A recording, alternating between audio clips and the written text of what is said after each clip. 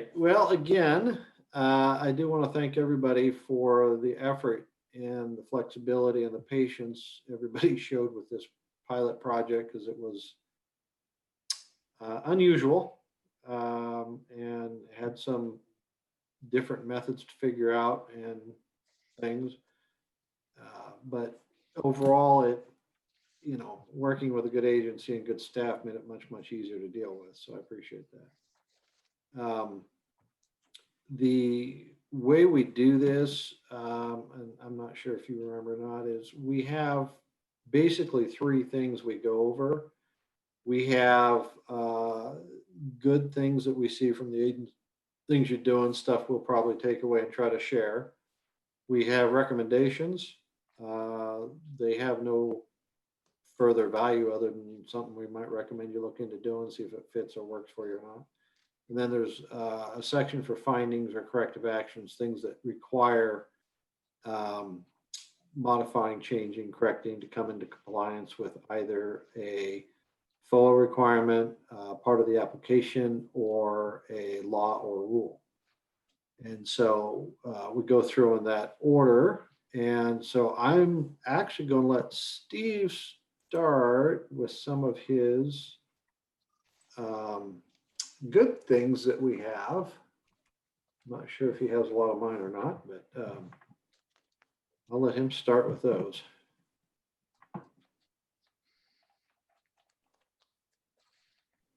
You want me to throw out some positives, Tom? Yes, please.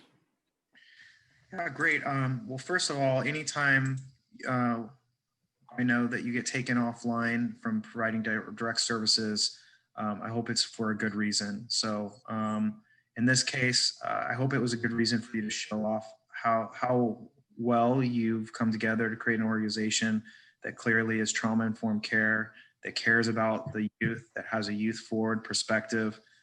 Literally every single one of your team members that talked to us mentioned trauma-informed care. They mention as being youth-focused and youth-driven, and again, always striving to meet the needs of the youth where they're at. So I really appreciated hearing that tone and sentiment throughout. It really came through in terms of the documents that we saw. They were written in a youth-forward manner. Certainly, and we reviewed the documentation. We saw how much, when we talked to your team, how much the team knew about the youth, and not just from a clinical standpoint, from a personal standpoint, and how your staff lit up discussing, again, particular youth. It was great to see, and it was a good reminder of what it is we're here to do in these documents, and these review is a way for us to show what good work that we do, and I think that you demonstrated that. I particularly, really enjoyed, we had a service animal in a therapeutic program for years, decade, in one of our programs, and it was one of the most impactful intervention we had for a long time. So I was particularly touched that you were able to bring Bear into the screen, and let us introduce Bear. And then the next round, next surface animal and training. So that was a really good approach. I saw how well you integrated it into the program, and clearly it's a benefit. And so I definitely hope that you're able to continue having that intervention go forward. It was great to see. And I'm from an agency that has 15 different buildings that our agency owns, including apartment complexes and our shelter, as well as we operate out of leased space of another 15 to 20. And again, every program that we have that has adolescents in it, the teens, or a number of staff gets beat up really fast. And so again, from the Zoom angles that you showed us, and the amazing marketing development tour, and really walking us through the program, it was really impressive how clean the feel of the program or the facility was, the upkeep. I mean, it's just a large facility for it to not come across as clinical. I thought it's a big kudos to you all from a facility standpoint. It was clearly well taken care of. It was clearly loved. And then again, coming across as supportive to the youth, as welcome to the youth as possible. That was really, really powerful. Your community linkage meeting, I really want to highlight that as well. I really enjoyed the partners that you invited to the table. They clearly knew you and you knew your organization at an intimate level, up to including rooting for you to get your capital campaign for your residential program going, because they knew the value that you add to them, and vice versa, the value they add to you. And in the continuum of services that need to exist in your communities, it was really, really powerful how, each one of you knew each other so well and really relied on each other. And especially during this time of COVID, it was really remarkable to see and hear that as a community partner, that you're able to stay in touch and continue to do that continuity of services across the different entities that you had. That was well versed. And, again, reading between the lines, being in communities across the country as well as in my own, where we struggle sometimes with relationships with schools and struggle sometimes with relationship with law enforcement and our child welfare services. Hearing in such a professional way staff talk about some of those challenges, but talking about it in a very optimistic, hopeful manner. And it was really incredible to watch your teams and your partners at work. Definitely professional level. So it was great to see that. I also, really appreciated our time with the board. Your board of directors is amazing chair and amazing future chair on the way. And working closely with my CEO here in San Diego, that is a full-time job just in of itself, is engaging a board. And so the board really sets the culture of an agency a lot of ways.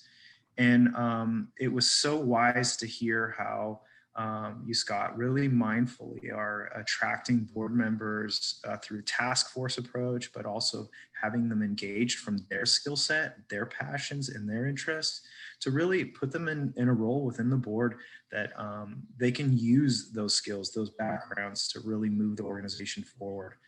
And I noted this morning, and it's something that we live by in our organization, and it's also something that I see when we visit other organizations, that they're healthy when they operate from that double bottom line approach. They're fiscally conservative, fiscally mindful, very plan oriented or fiscally, but at the same time not losing sight of the focusing on the youth and making the youth the priority and the services the priority.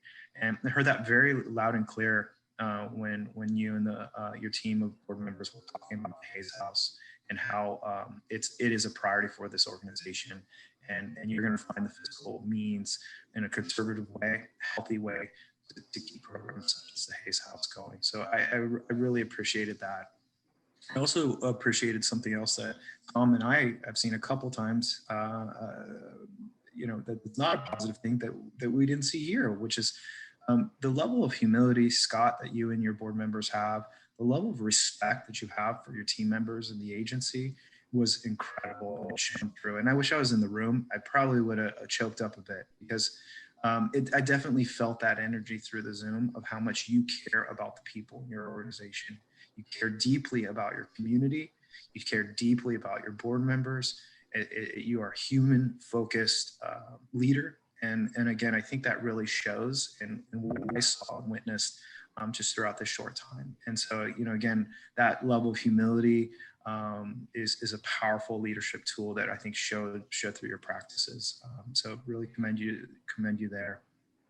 And I guess just to kind of wrap up my monologue of positive things that I saw, again, I think at your staff on a number of occasions came across with a similar light as all open to feedback, all open to want to do things better, all open to want to change and evolve. And I think that was evident in part of your agency's culture and the program's culture. But you're backing it up with the fact you're going to get JCAHO accredited, and you're starting out with the Hayes House, which is not only you have to be open to feedback. You have to be open to correction. You have to be open to continually want to change and grow to go down that accreditation route. So for me, that was really the seal on it all. not only did your staff say all the right things and do all the right things in this Zoom setting, but you're backing it up with going through that accreditation process, which is one of the hardest, if not the hardest in the country. So hats off to you all there. Thanks, Steve. That was my positive. That's your piece, okay. Steve. And again, everything he's saying, I would definitely echo. Your interaction with staff and staff interaction with each other is definitely based on respect and caring about outcomes of youth. So some of the things I've listed out here, your youth input. You do have a lot high level of youth input to activities, programming, meals. Their voice is being heard, and that is apparent from what I'm seeing as outcomes. Because if the voice isn't being heard, they'd be blown out the front door instead of actually finishing a program. So that is being heard. The fiscal department, of course, does a great job, always has, always expect them to, and it's always nice to have them correct me for being an idiot once in a while. Having a individual staff person dedicated to your follow-up process and the aftercare, that's an excellent idea for not only continuity for the youth, but also so the agency, it's not like, well, I thought you were going to do it. Well, I thought you were going to do it. Having that dedicated person is critical for that. And it's worked very well because that person can answer where they're at with each person's follow-up, how they're connecting and stuff. And then all of the entries that one person is making are the same. So there's not 10 different people making 10 different entries, 10 different ways. So it really improves what we see, and it improves the continuity for the youth too, to have that. Personnel files, again, outstanding files. I love to look at your files. It's always a pleasure. I would love to say this has been the best, but not being on site, I don't get the joy of the hands-on to those files. I have to pick through, and this was an odd method of doing it, but you guys do have great files, and I appreciate that very much. Thanks, Tom. Well, I know it takes a lot of work to keep those there, but and like you said, when you came on board, that's probably the kind of file I usually deal with, is what you saw. They're a mess. Becoming the first national safe place in the state. That's a huge feather in your cap. That's something that you recognize and pursued. And it's a pretty tough thing to acquire in the midst of COVID and staffing shortages and all these other issues going on. So I really appreciate the fact that you're sophisticated enough in your operation to do more than one thing at a time, even in the midst of a pandemic going on. That can be tough to lose, it's easy to lose focus on the smaller things while you got this big problem staring you in the face, but you haven't done that, and I really appreciate that. The art therapy group, I think that's an outstanding program that they've brought in, and Steve and I were talking as we were compiling this. I'm not sure, I believe, doesn't Boise in the summer have like a art fair or whatever downtown that they do that? Art in the park. I'm sorry, they do what? It's art in the park. Art in the park, okay. Because I know one of our grantees here in Seattle Youth Care, their youth art goes up for sale, and it also is on their website for sale, and they present it to meetings, and if they have a big fundraising gala dinner or something, they'll have it there showing it off. And so it's a great way to give the kids an outlet to have their art displayed and seen by the outside people. And it's a lot of pride, to create something and see it displayed and even purchased by somebody who actually likes their work. It's pretty big boost on their self-esteem and their road to being more self-sufficient. But I think that's a great, just starting the art program and having it consistent is great. Maintaining safety, no youth diagnosed yet. That's pretty impressive. Every other one of my agencies has had at least one. So you've done a very good job with that. I didn't see a big bucket where you're dipping them in Clorox, so you're doing something right.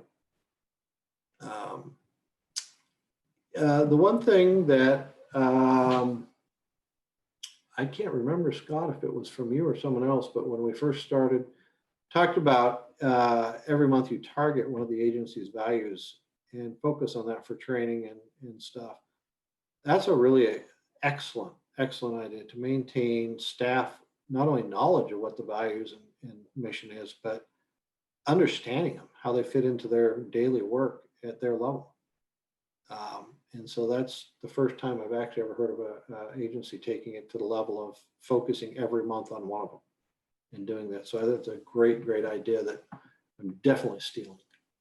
Thanks. Um, I didn't mention that, but I'm happy whoever did. It's great. Okay, yeah, I don't remember. I was busy writing it down as I was hearing it, so I didn't forget it. But, No, and let's see, partnering with the adult outreach teams. Again, I've also never had one of my other agencies do a partnership with the adult world doing their outreach, which makes a lot of sense because you're interacting with a lot of adults to find a youth. You don't know how old the kid is during outreach when you come across them. And if, oh, gee, sorry, I'm only here for youth, can't help you. It kind of burns a bridge. So having a partnership like that, no matter who you hit, you've got a resource, you've got referrals, and sharing knowledge, training, skills, all of that, I think is a valuable thing to have. The other part of that, if you can find a youth that you could, pay for their assistance to take your team out and show them youth hideout locations, how to interact better. There's no better expert than the kid living on the street today. And so if you can find youth you can do that with that are willing and it's not traumatizing for them to do that, it's an excellent way for them to make a buck and for your team to learn a lot in a day. They're pretty amazing at the level of skill they have on street survival. I have to again remark on the video production tour that we had. It was not just a little video tour, that was an actual production. I can only imagine the level of effort that went into getting that ready and doing it that way, but it was outstanding. It was a great thing. I hope, Jess, you recorded that, because I think that's definitely something you could use for other funders that want to see things or hear things, whatever. But it was really well done, and it was a great idea. I literally was expecting an iPhone being walked around. So that was really nice. So it's not an all-inclusive list of all the good things we see and some promising practices. To be quite honest, I would have a huge list if I did this with everything. And it's just, you guys do an awful lot of really good things. You're trying things, you're pushing boundaries in areas, you're not afraid to go out and try something. If it doesn't work, you go back to what you're doing until you find something new. And I think that's one of the issues that a lot of people are afraid of, is to say, oh, well, this didn't work. Well, good. Now you know one way not to do it. So not having that fear of failing in a method or a process and just going back and trying again is great. I really enjoy that. So the next section we have is it's labeled, and Scott, like I said, you'll get a copy of the report, but it's labeled as opportunities for improvement. It's like, I prefer calling it recommendations. This section has no requirements to be, responded to or have anything done. It's just things we see that might help. And there are some things that we talked about during this process that I did not capture on this. If I'm talking, I'm not writing. So, but the one carryover I had from our last visit was the de minimis 10% on the budget. I don't think you've ever claimed that on your funding. And if you don't have a federal indirect cost rate agreement, you're allowed to claim 10% indirect automatically. And whether or not it's worthwhile to pursue an indirect cost rate agreement is probably a question Steve is much better qualified to answer than I am. Tom, is that 10% in addition to the max award? So right now we're getting the max award of 200,000. Right, it would, you can claim up to your 10% of your max award. And I believe the way they Okay. configure it is, I think it's 10%, including the match or some weird thing. It's an odd computation they have for these programs, and I don't know why. But it's 10% of your award is what you can use for indirect. And like I'm assuming, like most agencies, admin money is hard to come by. Your continuity plan for the board, although it is there and it is available, and you know, if you were to catch COVID and be out for a month or whatever, it wouldn't stop the agency's operations. But I think having it memorialized in your emergency plan so that, you know, if something happens, somebody else could pick up a folder and say, okay, well, Scott got eaten by a rabid deer, so who's next? You know, who do we call? What's the chain of command? And also in that plan, it's, you know, have it by position. But the other thing is, if something were to happen to you and a board member has to step in, they don't know the people that well. They don't know where they need to go for what or who to call for help on certain areas. So it would help them too if they have to step in. But I would have that all the way down for all management level positions. So, you know, if, you know, well, Tracy goes missing one day trick-or-treating, then, you know, there's somebody that can step in. The other thing I talked about earlier during the data section, I believe it was you have Boise State U there, and if it's possible to work with some of the computer science majors, most of them do a capstone project. It would be really nice if you could work with that department to come up with a proprietary software package to do the things you're looking to have done with. You know, if I put stuff into a database, will it communicate with HMS? Will it automatically set up notices so when things are due or coming due, it will automatically send me a notice? Things like that. Those are basic designs that with Best Know, if it's not doing that, it's doubling or tripling the work. Because you have people that then have to go back in and enter things separately, then they have to go back in and make individual calendar appointments for things to get triggered. And it works, but the more times you have a human hand involved, the more likely there is to be a mistake or an omission. Excuse me.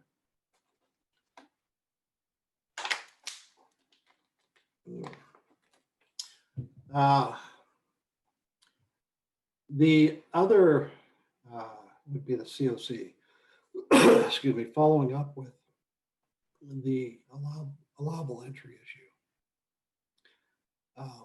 It's not allowing. Well, I've just lost my voice.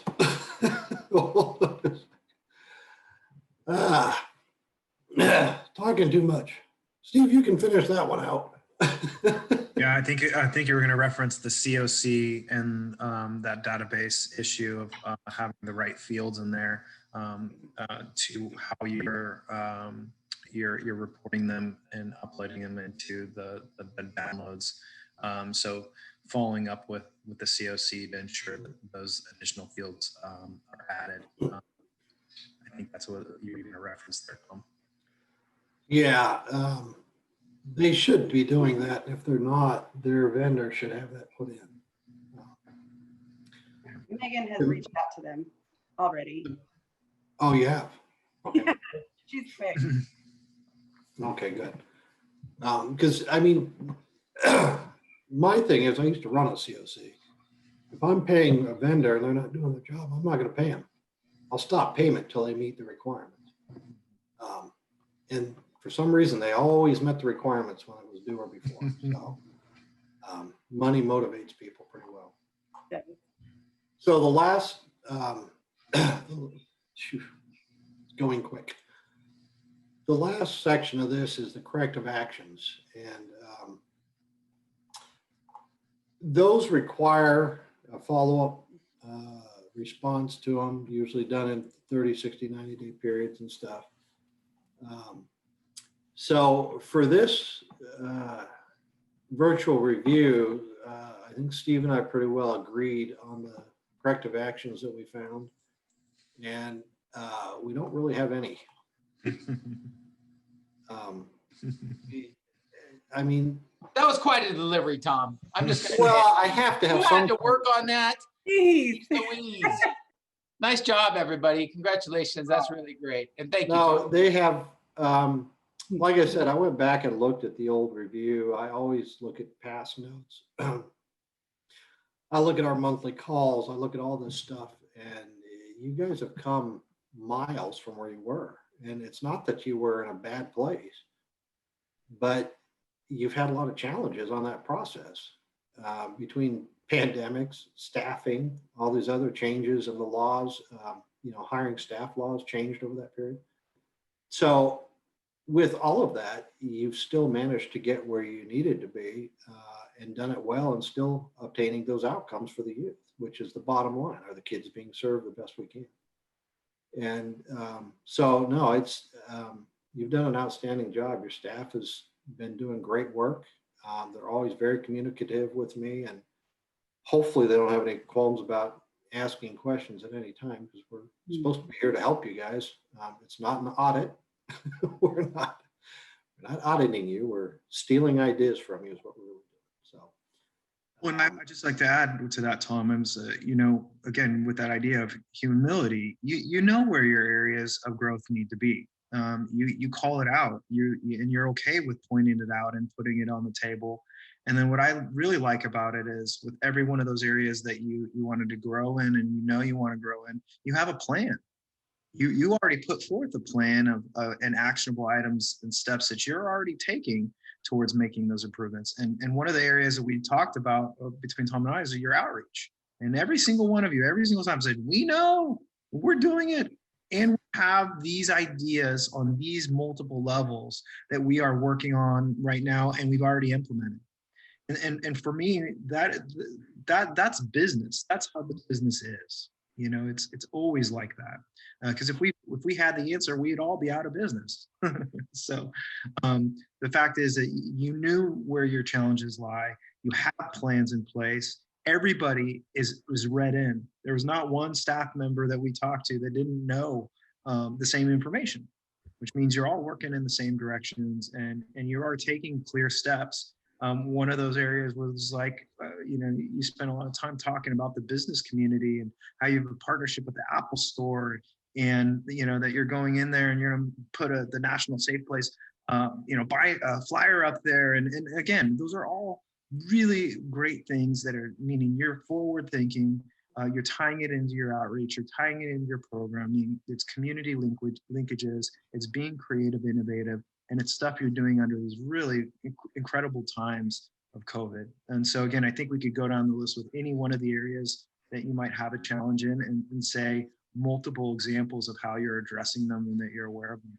So again, to me, that's a sign of incredible health of an organization, of a program. That doesn't always happen. A lot of time, program ego gets in the way, and it's not there with you all. You all are humble and ready to do the work.